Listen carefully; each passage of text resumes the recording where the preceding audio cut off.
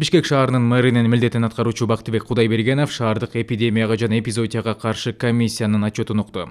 Жыйындын жүрүшүндө шаар башчысы коомдук транспорттардын жүргүнчүлөрү арасында бет капты милдеттүү тагынуу, антисептик колдонуу, ошондой эле айдоочулар арасында коомдук транспорттарда дезинфекция иштерин жүргүзүп туруу, жүргүнчүлөрдүн толуусуна жол бербөө сыяктуу COVID-19 менен күрөшүү боюнча бир катар тапшырмаларды койду.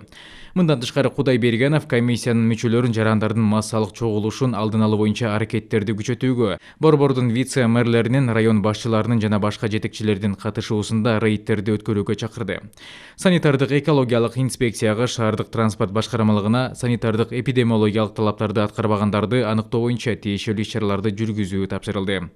Эл арасында санитардык эрежелерди сактоо зарылдыгы тууралуу маалымат берүүнү активдештирүү, андан тышкары күн сайын коронавирус инфекциясы менен күрөшүү боюнча чаралар тууралуу ыкчам маалымат берип туруу милдеттендирилди.